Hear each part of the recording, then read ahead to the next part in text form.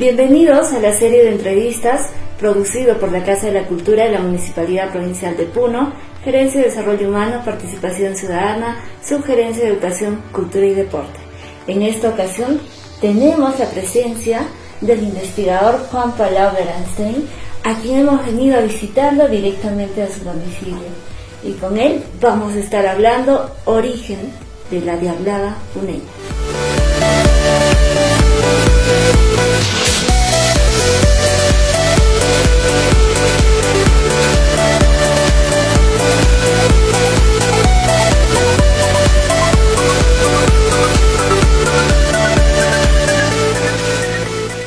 Bien, muy buenos días y encantado de estar en esta entrevista para la Casa de la Cultura de la Municipalidad de Puno. Bien, cuando hemos estado hablando del tema de la Diablada puneña, era siempre necesario saber un poco los antecedentes, desde qué fecha se bailaba esta danza con el nombre de Diablada, o se había evolucionado de otro tipo de danzas. Entonces, en esta investigación que le he hecho, digamos, a través de que está publicado en este libro, que es La Diablada puneña, Origen y Cambios, ¿no? Acá me llevó, digamos, a buscar una serie de materiales de los diversos sitios de donde se decía, digamos, que había originado esta danza. Entonces tenemos información de acá de Puno, de Oruro, de Cochabamba y de Potosí, que son todos los sitios de donde se ha ido señalando en diversas oportunidades, ¿no?, que era su origen. Entonces, llegamos ahí a las personas y las instituciones y publicaciones, ¿no?, que señalaban de que la danza que se llamaba Diablada, recién se llamó así en 1944, o sea, en el siglo pasado, hace nomás 6 décadas, 7 décadas, nada más. Anteriormente a eso, que se empezó a llamar Diablada, se le llamaba Diablos de Mañazos, ¿no? Y eso se le ha llamado más o menos desde unas 2 décadas o 3 décadas antes. Y anteriormente, al comienzo del siglo XX y durante el siglo XIX, XVIII, XVII y XVI, ¿no?, o sea, durante más de 300 años, ¿no?, se le llamaba danza de mañazos.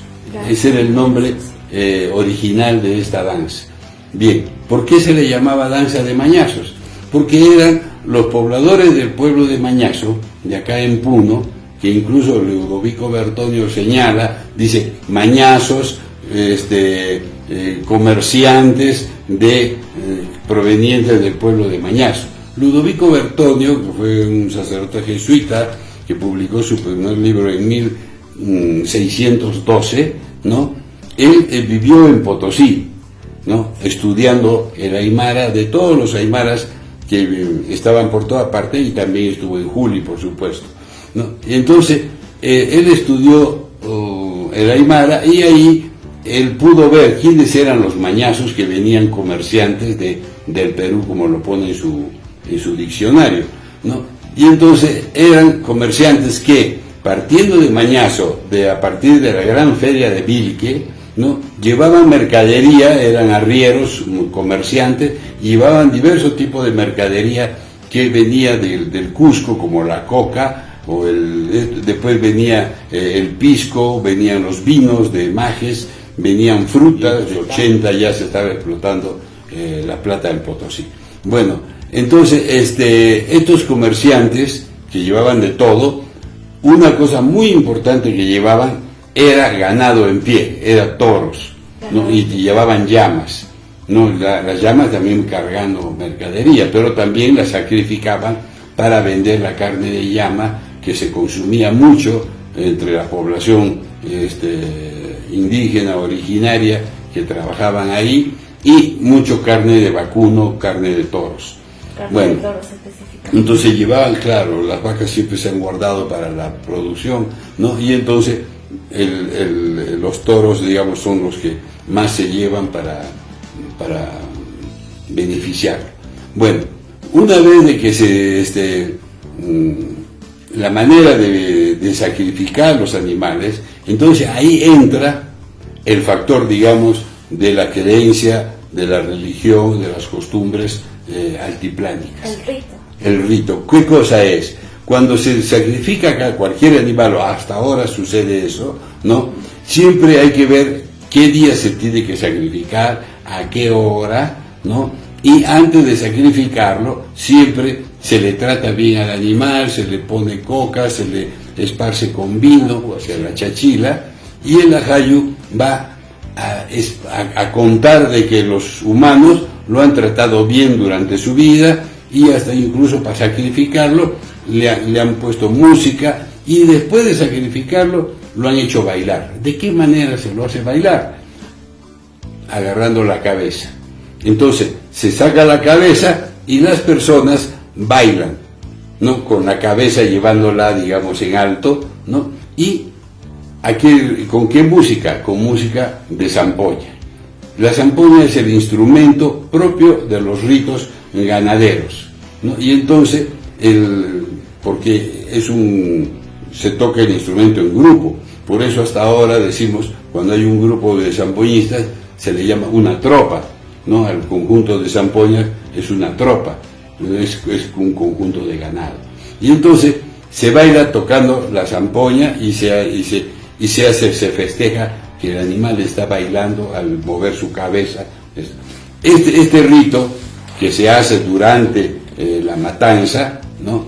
Después se convierte ya en una danza ritual, y entonces ya se sacaba el cuero del animal, de la cabeza con sus cachos, y eso ya limpio, etcétera, etcétera, ya se lo ponían encima ya para ejecutar ya como una danza ya ritual posteriormente.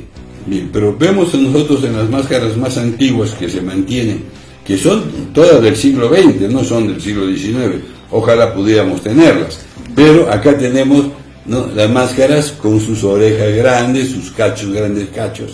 Acá también lo único que tienen es lagartija y sapo, ¿no?, y serpiente, no tienen otra. Y buscamos otras máscaras también, ¿no?, grandes orejas. Estas son las máscaras antiguas, ¿no?, que se bailaba. Esta máscara, por ejemplo, ¿no?, esta máscara también de acá, ¿no?, con serpiente, con sapo, con lagartija ahí. Entonces recién en la década del 50 al 60 empiezan las máscaras ya con otras figuras. Es cuando ya se empieza la cristianización de la danza, ¿no? Y viene, digamos, esta otra máscara ya cuando empiezan a hablar de los pecados capitales, que empiezan a poner figuritas, ¿no? Los ojos se hacen de focos de vidrio y los cachos se empiezan a hacer helicoidales. Entonces estos ya son de la década del 60, ¿no? Pero las máscaras tradicionales no tenían todas esas cosas. Esa es ya parte de la cristianización de la danza. ¿Estas máscaras aún son de los diablos del añazo? ¿Estas las que estamos viendo?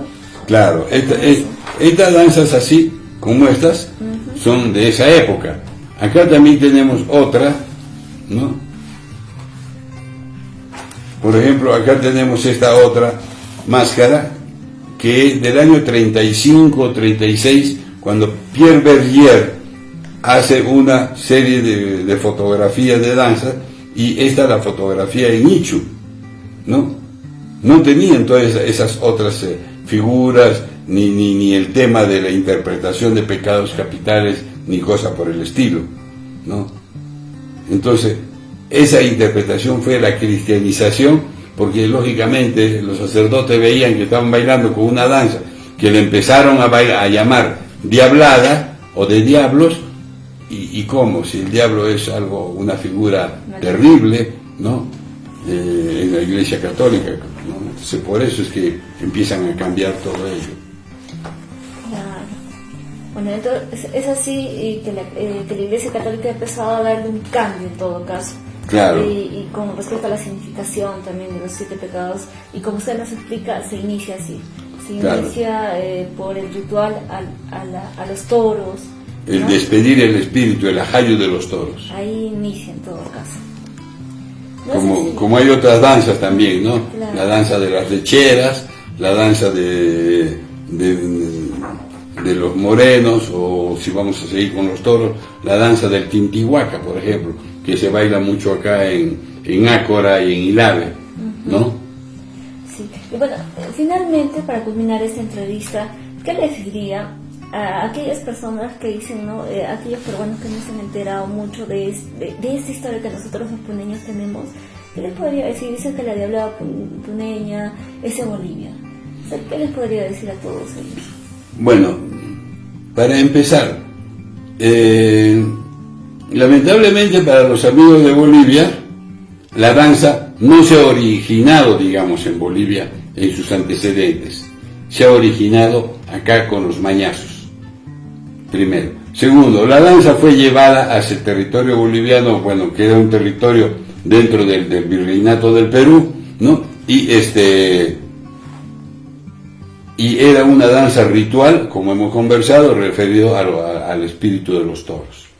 Y ha tenido sus reproducciones allá, porque cuando van a bailar a Oruro, el primer conjunto que demuestran los de Cochabamba es que ellos, los mañazos de Cochabamba, o sea, los carniceros de Cochabamba, bailaban esta danza. O sea que esta danza ya se internalizó, digamos, entre los gremios de carniceros.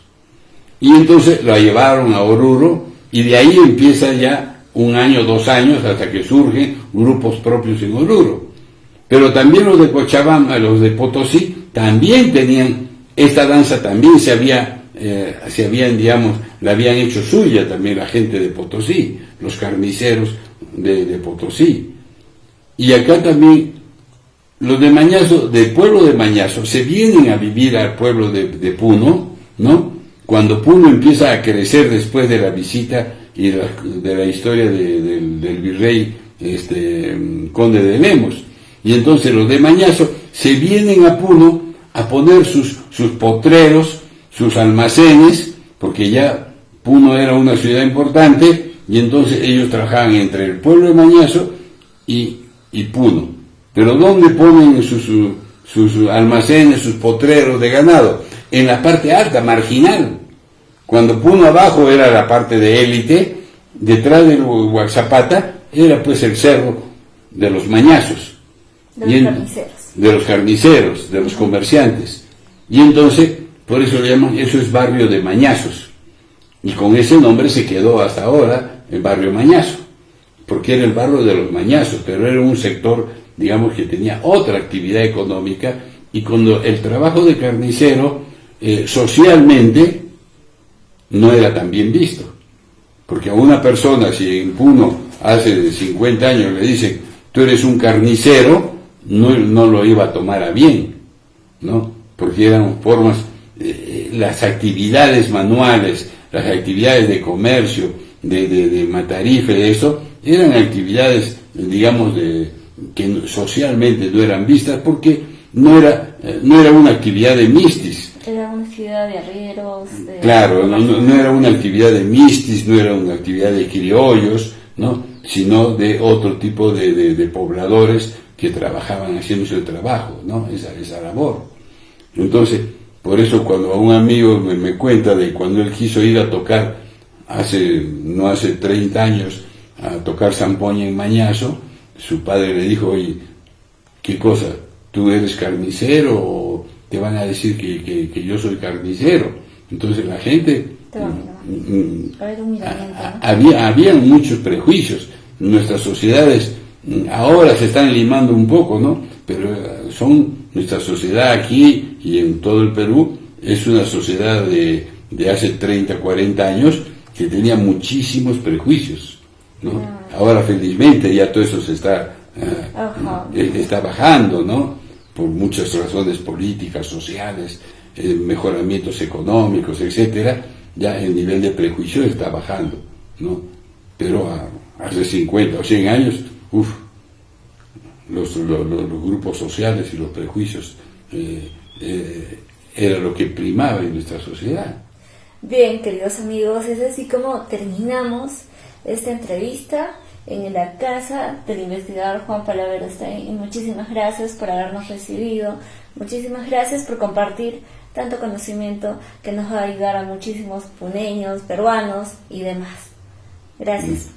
Bien, muchas gracias a ustedes por el interés que tienen y por dar la oportunidad de poder compartir algunas opiniones y alguna información sobre esto, que me parece que sí es importante también, como dices, para que toda la población tenga conocimiento de su propia cultura.